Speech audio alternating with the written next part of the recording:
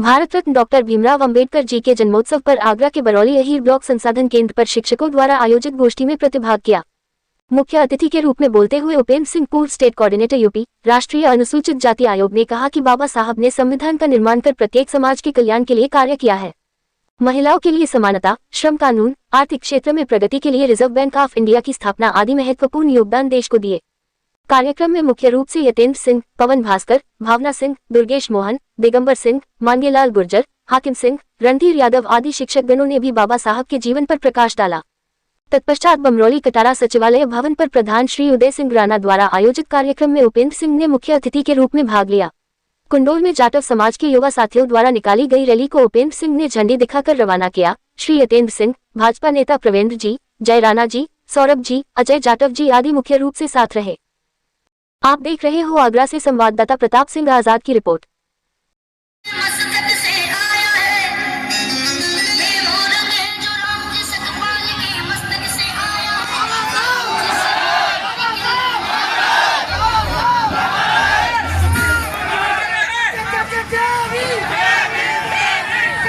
आगरा से बाहर भी बहुत शिक्षक काम कर रहे हैं, ऐसे लोगों को मैं प्रणाम करता हूँ, नमन करता हूँ।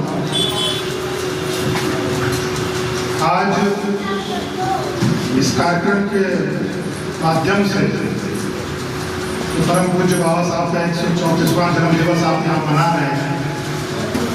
एक बहुत बड़ा सकारात्मक संदेश यहाँ देखने को मिल रहा है। मैं जिस प्रकार से नाम बुलाए जा रहे थे और जिस प्रकार से मैंने अभी थोड़ा सा जानकारी की, मैंने किसी से चर्चा नहीं की, ना कोई बात की, क्योंकि कार्यक्रम ही लगातार चल रहा है। तो निश्चित तौर पे सब समाज के यहाँ पे लोग यहाँ पे बैठे हुए और यही बाबा साहब का एक सपना था। उन्होंने कोई ये नहीं सोच के काम किया कि जैसे कि हम दलित समाज के लिए काम कर रहे हैं या पिछड़े समाज के लिए काम कर रहे हैं। परिस्थितियां ऐसी थी उस समय परिस्थितियां ऐसी थी कि चंद 2-4-5% लोगों के हाथ में सत्ता थी। वो चाहे गाँव की सत्ता हो, चाहे क्षेत्र की सत्ता हो, चाहे उस समय जो अभी राष्ट्रीय पवन भास्कर जी जो बता रहे थे, बहुत अच्छा बता रहे थे। तो उस समय कोई राष्ट्र की परिकल्पना नहीं थी। तो बाबा साहब के संविधान के बाद में इस तरीके से चालू हुआ, लेकिन हालांकि उससे पहले भी कोशिश की गई थी, लेकिन उस तरीके के राष्ट्र की परिकल्पना हमारे समाज में नहीं थी।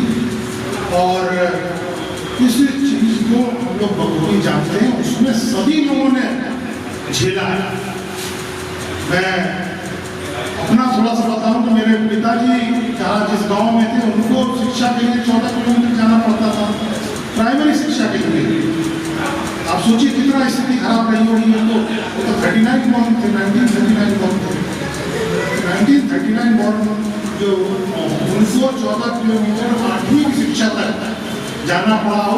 8वीं से लेकर के इंटर तक पढ़ने के लिए 35 किलोमीटर दूर अपनी बहन के यहाँ रह करके पढ़ना पड़ा। और फिर उसके बाद में फिर वो कानपुर में पढ़ने। तो जो आज तो बच्चों के लिए बहुत सुलभ शिक्षा हो गई। सरकारें चाहे पूर्ववर्ती रही हो चाहे आज की रही हो, अभी 69,000 बताया, 69,000 शिक्षक यहाँ आए। निश्चित तौर पर सरकारें काम कर रही है, बच्चों के हित में काम कर रही है। हमारी कार्य करते हैं, ये बहुत सोचने की बात है। मैं यहाँ पे बहुत बुद्धिजीवी है, मैं कोई समझाने की स्थिति में नहीं हूँ। मैं फिर कहना चाहता हूँ क्योंकि आप लोग बहुत बुद्धिजीवी हैं, लेकिन कहीं ना कहीं जिम्मेदारी आपसे ज़्यादा बनती है कि हमें इस प्रकार से जो हमारे पिताजी 14 किलोमीटर दूर पढ़ने गए, उनको पढ़ने के बाद में उन्होंने इस दर्द को समझा। तो आज अगर बच्चे आपके पास में पड़ोस के गाँव के बच्चे या गाँव के ही बच्चे आपके विद्यालय में ज़्यादा संख्या में अगर नहीं आ पा रहे हैं, तो कहीं ना कहीं हमारी कमी है। इस दर्द को मेरे फादर ने समझा और हम जनवाद टाइम्स की सभी खबरों को लगातार देखने के लिए चैनल को लाइक, सब्सक्राइब और शेयर जरूर करें। धन्यवाद।